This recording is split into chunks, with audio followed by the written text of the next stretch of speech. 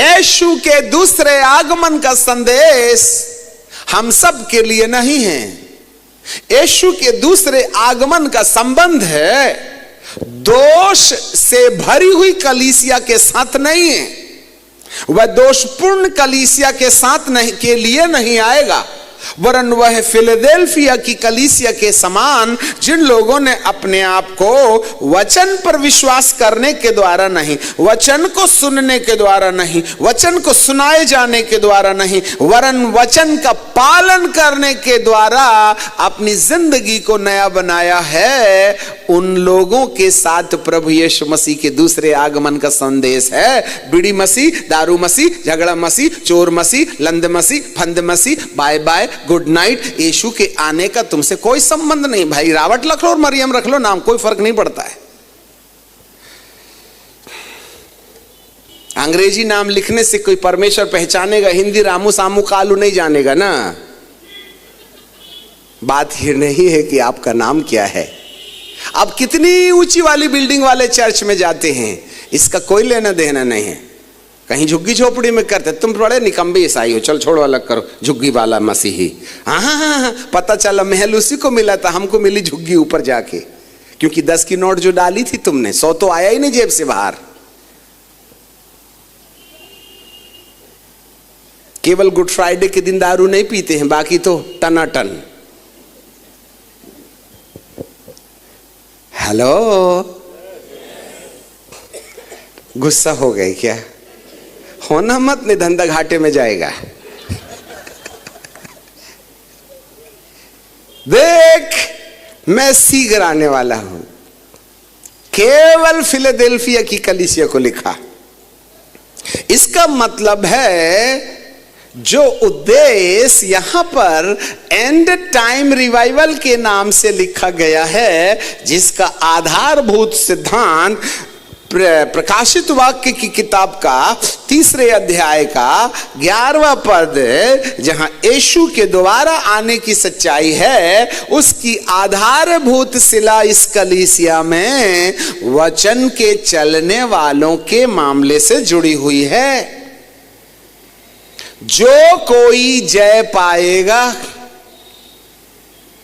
जो कोई जय पाएगा, अर्थात उस निर्दोषिता को सुरक्षित रखने में जो विजयी हो जाएगा। हमारी भाषा को जरा ध्यान से सुनिएगा।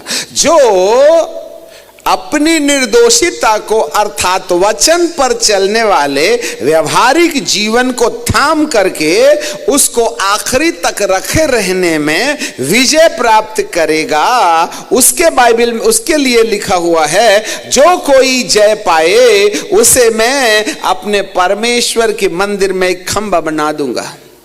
मंदिर का खंबा जिसके ऊपर में मंदिर की छत टिकी रहती है, स्वर्ग की छत भी हमारे ऊपर टिकी रहेगी, ऐसा वाला खंबा हमको बना के रख देगा परमेश्वर। वाह वाह वाह वाह, कितनी महत्वपूर्ण विरासत है। वो पिलर हैं स्वर्ग को थामने वाले हम।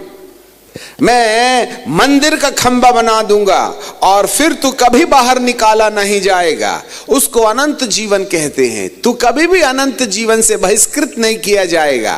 तेरा जीवन अनंत काल तक मेरे साथ रहेगा। मैं तुझको अपने मंदिर का खंबा बना लूंगा। ये बातें यीशु मसीह फिलडेल्फिया की कलीसिया को कहते हैं शर्तपूर्ण दशा में। यदि तूने अपनी निर्दोषिता को थामे रखा और उसको खोया नहीं, जो शिकायत रहित दशा थी वो तेरी जिंदगी में शिकायत के रूप में नहीं बदल पाई, अर्थात तू ब्लेमलेस था। तेरे अंदर मेरे लिए कोई शिकायत नहीं थी। ये दशा तू मेरे आगमन तक बना के रखेगा तो मैं तुझको स्वर्ग में खंबा बना दूंगा और तुझे राजकुमार की तरह स्वर्ग में मुकुट दिया जाएगा। वाह, आपको मालूम है ये मुकुट केवल स्वर्ग में नहीं मिलेगा, हम धरती में भी ना उसका मुकुट पहन करके जी सकते हैं। धरती में अंधकार की शक्तियों के सामने हम राजा और राजकुमार की तरह खड़े हो सकते हैं, वो हमारा कुछ नहीं बिगाड़ सकती हैं। जी हाँ, आपको मालूम नहीं है शायद, हमारे अगेंस्ट में 37 LIB से 38 LIBs की इंक्वायरी है।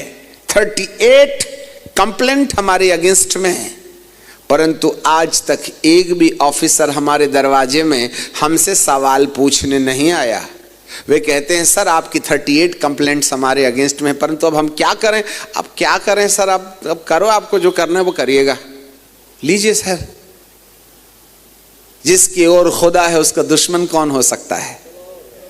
हमारे अगेंस्ट में तो विधानसभा ऑब्जेक्शन हुआ था 90s में, 2 MLA हमारे अगेंस्ट में थे, 2 MLA हमारे फेवर में थे। तो विधानसभा ऑब्जेक्शन के टाइम पर कई पार्टियों ने हमसे गुहार लगाया, सर आप तो MP की टिकट ले लीजिएगा। हमने कहा मुबारक हो तुमको, तुम तो 5 साल के शासन की बात करते, अपन तो करोड़ों साल के शासन की बात पर लगे हुए हैं। कल उतार दीजिएगा, रोड में खड़ा कीजिएगा हमको, हमारा मालिक तो आसमान में ले जाएगा। ये घटिया धंधा वाला राजनीतिक काम हम नहीं करते, याद रखिएगा। कल से नेताओं के फोन आ रहे हैं, आप कहाँ हैं, जल्दी से दुआ कर दीजिएगा, इलेक्शन में जीतना ही है, आपकी आशीर्वाद से तो हम सर हम जिसको मोहर लगा दें उसको ऊपर वाला नियुक्त कर देता है। इसलिए ज्यादा पंगे में नहीं रहते। हम 28 तारीख को बाहर रहेंगे, झंझट तुम झेलो, नहीं आप हमको सताइएगा। हालेलुया। कुछ जाग रहे हैं आप। यहां बाइबल का परमेश्वर कहता है हम राजकुमार होंगे इस धरती के अंदर, हम शासन करेंगे। बीमारियों को कहेंगे जा तो जाएंगी, उसको बोलेंगे आना नहीं तो ठीक है सर, और वो चली जाएंगी, क्योंकि हमारे सिर में राजमुकुट है। बीमारियों को कहेंगे, निराशाओं को कहेंगे, गरीबी को कहेंगे, थकावट को कहेंगे, हार को कहेंगे, हिलना नहीं तो वो हिलना बंद कर देगी। हम राजकुमार हैं धरती के अंदर, हमारे सिर में वो मुकुट है जो दुनिया नहीं देखती, परंतु भूतों को बराबर नजर आ जाता है। ए भाग रे बाबा, दादा आ रहा है। भले ही तुम न डरो हमसे, परंतु भूतों में तो अफरा तफरी मच जाती है, क्योंकि अभिषेक जुए को तोड़ देता है। हम राजकुमार हैं। परमेश्वर ने निर्दोष लोगों को मुकुट देकर के राजकुमार की तरह अंधकार की शक्तियों के ऊपर में विजय प्राप्त करने का अधिकार दिया है। अपने मुकुट को थामे रखना, यह है निर्दोषिता की दशा। जी हां, इसी महत्वपूर्ण काम को पूरा करना मेरे प्रभु की जवाबदारी है। कल हमने आपको, अब जरा देखिएगा, हम इसको अगले चरण में ले जाएंगे।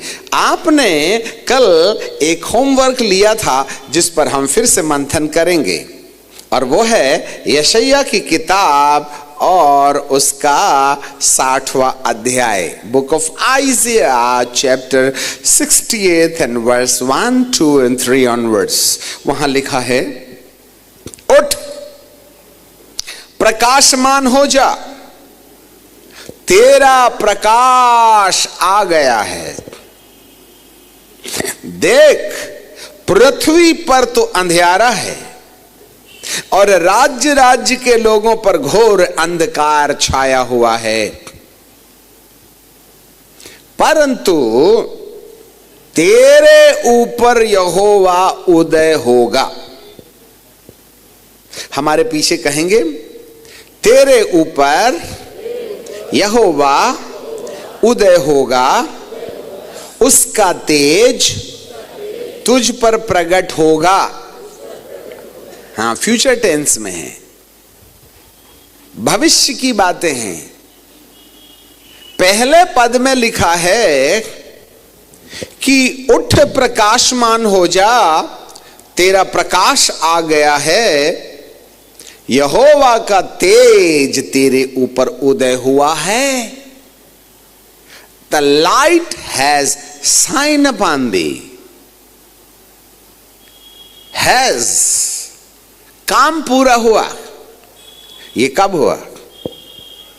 जब यीशु मसीह पहली बार धरती पर आए थे और उन्होंने हमारे पापों के क्षमा के लिए क्रूस पर अपना प्राण देने के वक्त कहा, हे पिता इन्हें क्षमा कर, ये नहीं जानते कि क्या करते हैं।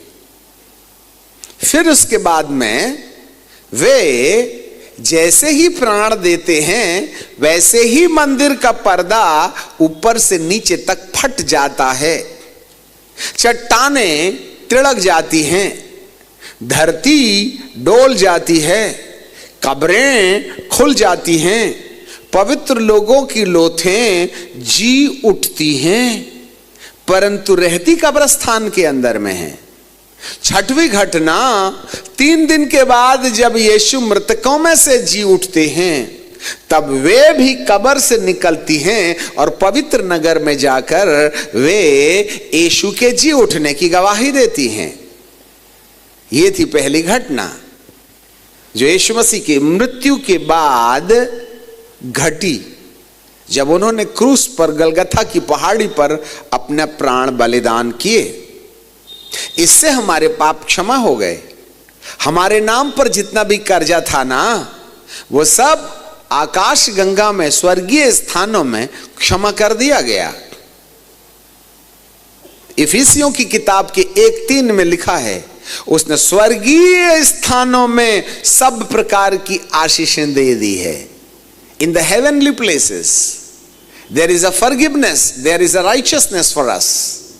हमारे लिए क्षमा भी रखी है, हमारे लिए धार्मिकता भी रखी है, हमारे लिए चंगाई भी रखा है, हमारे लिए मुकुट भी रखा है, हमारे लिए जीवन भी रखा है, हमारे लिए वस्त्र भी रखे हुए हैं इन द हेवनली प्लेसेस। वो तो हमारे लिए स्वर्गीय स्थानों में है। कुलुसियों की किताब के पहले अध्याय के यदि आप 1, 2, 3, 4 पद को पढ़ें तो लिखा है, तुम मसीह के साथ जिलाए गए, इसलिए पृथ्वी की वस्तुओं की खोज में न रहो वरन स्वर्गीय वस्तुओं की खोज में रहो, जहां मसीह वर्तमान है और परमेश्वर के दाहिने ओर बैठा है। पृथ्वी पर की नहीं वरन स्वर्गीय वस्तुओं पर ध्यान लगाओ। तुम तो मर गए, तुम्हारा जीवन मसीह में जीवित है और मसीह ने तुम्हारे जीवन को पिता में छुपा दिया है। हे प्रभु, तू स्वर्ग गया, पिता के दाहिने ओर बैठ गया। हम रहते धरती पर हैं और धरती पर हमारे जीवन को स्वर्ग में ले जाकर तूने पिता में छुपा दिया। अरे ऊपर भी रखता तो जा निकालते, छुपा दिया मतलब खोजना पड़ेगा। देखो, हम रहते धरती में हैं और हमारे नाम पर जो स्वर्गीय वस्तुएं हैं वो स्वर्ग पर छुपाई गई हैं। अंधविश्वास में मत रहिएगा, विश्वास अकेले से काम नहीं चलेगा। मैं आपसे एक प्रश्न पूछता हूं, यदि हमारी आशीषें all kinds of spiritual blessings in the heavenly places, स्वर्गीय स्थानों में रख दी गई हैं, आप रहते धरती में हैं, आपकी आशीषें स्वर्ग में, तो बताइए हमको क्या फायदा? आशीष तो वहां रहते तो हम यहां। कभी आपने खोजा था? नहीं जी, हम प्रार्थना करते हैं तो प्रार्थना कोई खोज नहीं ना है। हे पिताजी, आप हमारे बच्चे को आशीष देना, हम मांग लिया हमने प्रार्थना, परंतु आशीष आई या नहीं इसके लिए खोज के मामले में आपका क्या विचार है? आज कोई नहीं खोज रहा, दुआ कर रहे हैं। दुआ करना कोई खोज नहीं होती है, हमारी आशीषें वहां हैं। कई बार हम वही प्रश्न करते हैं। बीते दिनों में हम लगातार 5 बजे से 7 बजे तक प्रार्थना में परमेश्वर से कहते रहे, संपूर्ण संसार के लोगों का उद्धार आपने स्वर्गीय स्थानों में रख करके रखा है, परंतु बेचारे ये आज भी अपने उद्धार से महरूम हैं। Listen me carefully. जो थे, जो हैं और जो होंगे, उन सब के लिए उद्धार और अनंत जीवन परमेश्वर के अंदर ईसा मसीह ने छुपा के रखा है। Everyone is saved in the heavenly places। हर बीमारी के आने से पहले हमारी चंगाई परमेश्वर ने स्वर्गीय स्थानों में रखा है। एक्सीडेंट से टूटने वाली हड्डी को हड्डी के टूटने से पहले इंतजाम स्वर्गीय स्थानों में रखा है। इससे पहले आप मिसकैरेजेस कर बैठते, आपकी सुरक्षा परमेश्वर ने अनंत जीवन में रख रखी। इससे पहले कि आपका नुकसान हो जाता, कल बस गिर गई, 12 लोगों के प्राण निकल गए, बेचारे उद्धार देखे भी न चले गए। उनका उद्धार रखा तो था स्वर्ग में, परंतु मदनसीब बिना उद्धार पाए मर गए। उनके लिए नरक मुख खोल करके पुकार रहा होगा, आइए आइए आइए, हम तुमको अग्नि में डांस करना सिखाएंगे। This is the life. और आज इस शहर के लोग आराम से अपनी रोटी सेक रहे हैं, आराम से अपनी जिंदगी गुजार रहे हैं, चर्चों की बेंचें और सतरंजियां और कुर्सियां गर्म कर रहे हैं। नो यूज एट ऑल, काम के ना काज के, दुश्मन अनाज के। हम सब अपने लिए भुगतान कर रहे हैं। रोटी दे दे, कपड़ा दे दे, ये कटक नाश हो जाए, नरक में चले जाए। भाई साहब, सबसे पहले तो हमारा नंबर लगा हुआ है। हमें तो अपनी खातिरी नहीं है बाजू वाले की क्या बात कर लें, क्योंकि हमारे अंदर में निर्दोषिता की संपत्ति तो नहीं ना है। हम तो संसार के साथ समझौता कर बैठे हैं और संसार के साथ जी रहे हैं और अंत जीवन की केवल कल्पना करते हैं जिसमें कोई सच्चाई नहीं है। और हम याजक लोग भी, दारू पीने वाला मसीही जब मर जाता है तो हम दुआ करते हैं, आए पिता, तूने अपने दास को अपने पास बुलाने से प्रसन्न रहा। परमेश्वर कहता, ये मेरा दास थोड़ी था, ये तो बीड़ी पीता था। हम गाउन में पहन करके धोखा दे रहे हैं उस परिवार को कि ये परमेश्वर का दास था। चर्च की प्रॉपर्टी बेच दिया, कहां से परमेश्वर का दास है? पत्नी को पीटता था दारू पी के दनादन भका भक, कहां से परमेश्वर का दास था? वो तो चंदे के चक्कर में झूठ प्रार्थना कर रहे हैं हम, परंतु ऊपर लागू नहीं होगी, याद रखिएगा। साफ बोलो, खुश रहो। अभी जमाना वैसे भी डेंटिंग पेंटिंग का खत्म हो गया, अब तो इंजन रीओवरहाल का समय आ गया है। बदल लीजिएगा अपने आप को, काम नहीं चलेगा। यीशु आ रहे हैं, नहीं तो ये सुनामी और भूकंप हमको हिंदी, अंग्रेजी, मलयालम सब भाषा में समझा देंगे। सॉरी टू से, कहने का मतलब यह है कि स्वर्गीय स्थानों में हमारे लिए उद्धार रखा है। कटक के कितने लोग उद्धार पाए बिना नाश हो रहे हैं, उनको उद्धार का संदेश कौन सुनाएगा? कौन उनको उद्धार की अनुभूति जो उनके नाम पर रखी है? अरे हमारे भी लिए ना अनंत जीवन की संपत्ति परमेश्वर ने स्वर्गीय स्थानों में रखा हुआ है, परंतु स्वर्गीय स्थानों से धरती के स्थानों में लाने का हमारे पास क्या उपाय है? प्रार्थना नहीं, वरन कुछ और भी है। चलिए, हम यहां जाएंगे तो उलझ जाएंगे। लिखा है, पहले आगमन में परमेश्वर ने एक प्रकाश हमारे सामने रखा। और आज जो सुबह वचन की शिक्षा सत्र में आए थे, उन लोगों ने बड़ा आनंद उठाया होगा। बाइबिल ऊपर ही ऊपर पढ़िएगा तो घास पत्ती खाइएगा जंगली सांड के समान, परंतु थोड़ा रुक करके इसके अंदर छुपे हुए कप्पे को, प्रकाशन को पाइएगा तो एक ही कप्पा, एक ही कांदा तुमको ना 60 साल की उम्र के बुढ़ापे में से 25 साल का जवान बना के रख देगा।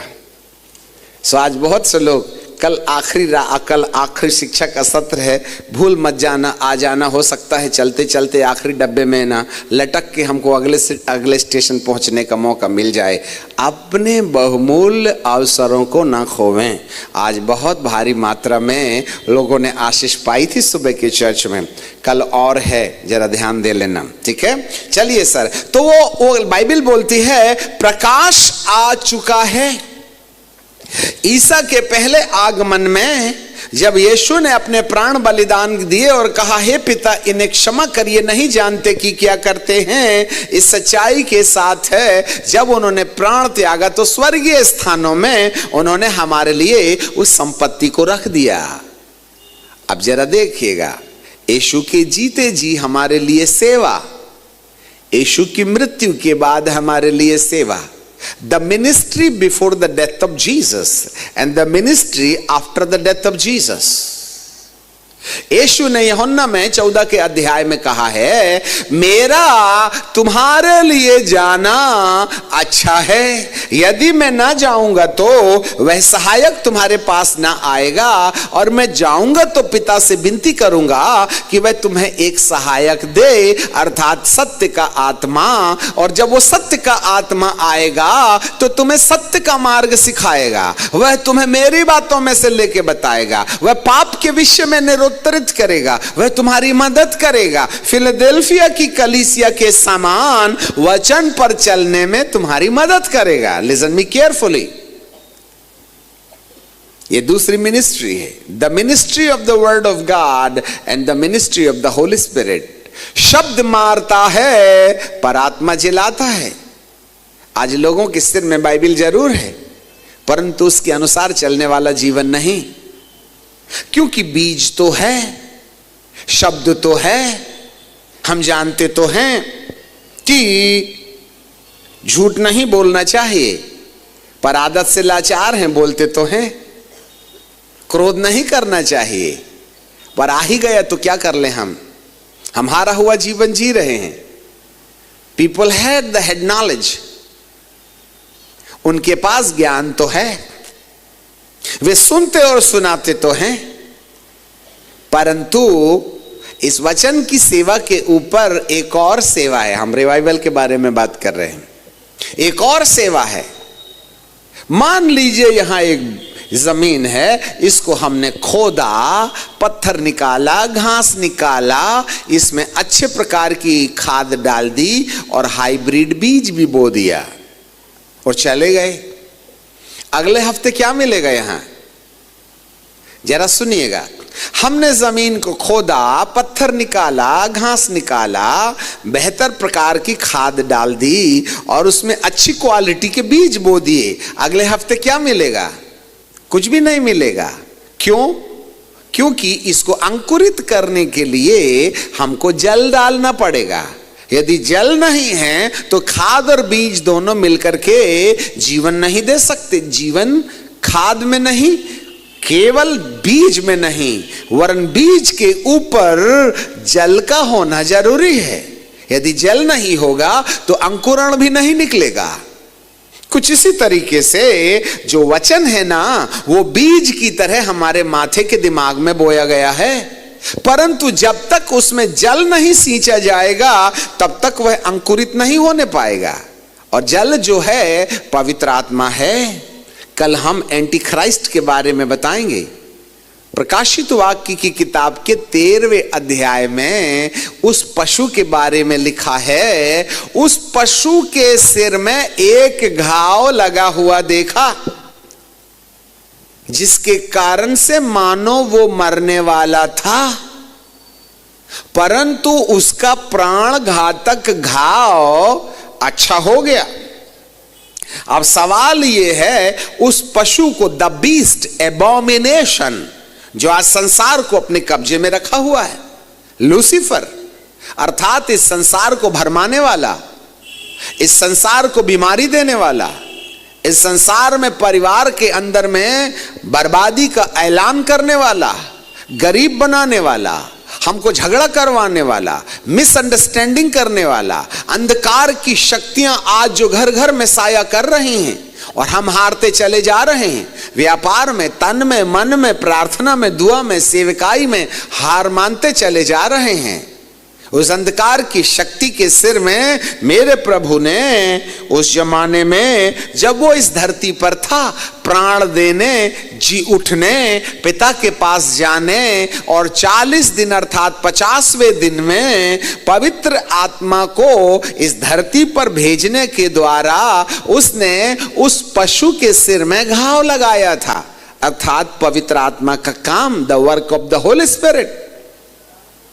आपको मालूम है कि जब पहले ही दिन पवित्र आत्मा उतरा था ना पिंतकुस्त के दिन में, तब पतरस खड़ा हुआ और कहने लगा, आए गलीली पुरुषों, जिस यीशु को तुमने क्रूस पर चढ़ा दिया वही तुम्हारा मुक्तिदाता है, जिसने तुम्हारे लिए स्वर्ग में उद्धार की संपत्ति इकट्ठा कर ली है। इसलिए मन फिराओ और बपतिस्मा लो और लौट करके मेरे परमेश्वर के पास आ जाओ। आपको मालूम है, आधे घंटे के संदेश में 3000 लोग प्रेरितों के पास आकर के कहने लगे, हे साहिबो, हम उद्धार पाने के लिए क्या करें? तो सारे चेलों ने कहा, यहां जगह नहीं है, नदी के किनारे चलिएगा क्या?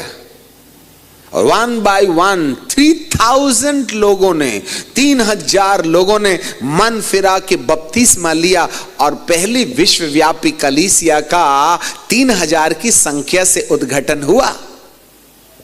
दूसरे संदेश में उसने 5000 लोगों को बपतिस्मा दे दिया और अगले बार में कैलकुलेटर नहीं था बोल करके उन्होंने गिनना बंद कर दिया। मतलब तीसरे दिन गिनती खत्म। The way he began to move. पवित्र आत्मा की सामर्थ्य लोगों को तोड़ना शुरू कर देती है। पवित्र आत्मा लोगों को मन परिवर्तन की प्रेरणा देने लगता है। लोग पापों से पश्चाताप करने लगते हैं, गलत रास्तों से हट करके पवित्र जीवन की ओर रवानगी ले लेते हैं। This is the revival. ये पहला प्रगटीकरण था जो इस संसार में सबसे पहली पहल प्रकट हुआ। तेरा प्रकाश आ गया है, परंतु उसका प्राणघातक घाव अच्छा हो गया। कैसे अच्छा हो गया? थोड़ा वजनदार संदेश है। आप बुद्धिजीवी हो इसलिए जल्दी जल्दी बोल करके हम आगे चल रहे हैं। ध्यान आपकी तरह, आपका ध्यान हमारी तरफ लगा रहे। Do not look here and there. यहां बाइबल बताती है उसका प्राणघातक घाव क्यों और कैसे अच्छा हो गया। सब कलीसिया के लोगों ध्यान से सुनो। प्राणघातक घाव दिया किसने था? उस लूसीफर के प्राण में विनाश का घाव यीशु मसीह ने मृत्यु के द्वारा और पिता के दाहिने ओर बैठकर पिता से पवित्र आत्मा लेकर पिंतकुस्त के दिन इस धरती पर देने के रास्ते उसने अंधकार के कामों को भारी चोट दिया था। Because of the anointing. अभिषेक जुए को तोड़ देता है। और प्रारंभिक कलीसिया में पवित्र आत्मा का जो बोलबाला था, जिससे अंधकार के कामों को इतना नुकसान पहुंचा, इतना नुकसान पहुंचा, उसने 12 लोगों को चुना। फिर यूहन्ना 10 में लूका 10 में चले जाइए तो उसने 70 लोगों को चुना। और ये 70 लोग जाके गांव में दुष्ट आत्माओं को निकालने लगे, बीमारों को चंगा करने लगे और तमाम जादूगरों की पिटारे बंद करने लगे। लोग मन फिराने लगे और परमेश्वर के सत्य के पास पश्चाताप के साथ आने लगे। और ये 70 बड़े आनंद से आकर के 17वें पद में यूहन्ना के 10 लूका के 10:17 में लिखा है कि जब वो यीशु के पास आए तो यीशु से कहने लगे, गुरुजी बड़ा मजा आया। क्या हुआ रे बाबा? अरे दुष्ट आत्माएं आपका नाम लिए बराबर हाथ पैर जोड़ के ऐसे भागती थी सर, हमको तो लगा धरती के हिटलर हम ही हैं। प्रभु जी ने कहा, ए खबरदार, इससे मत खुश हो जाओ कि दुष्ट आत्माएं तुम्हारे वश में हैं, परंतु मैंने तुम्हारा नाम अनंत जीवन की किताब में लिख दिया है। इससे खुश मत हो जाओ कि तुम्हारा नाम जीवन की किताब में लिखा है, परंतु माफ कीजिए, तुमको दुष्ट आत्माओं पर अधिकार दिया गया है, पर इसलिए क्योंकि तुम्हारा नाम जीवन की किताब में लिख दिया गया है। उस समय प्रभु ने एक बात बोला था, ध्यान से सुनिए जी। उन्होंने ये बात कही थी, मैं दुष्ट आत्मा को आकाश से, स्वर्ग से बिजली की तरह गिरता हुआ देख रहा था। Listen me carefully. मैं शैतान को बिजली की नाई स्वर्ग से गिरता हुआ देख रहा था।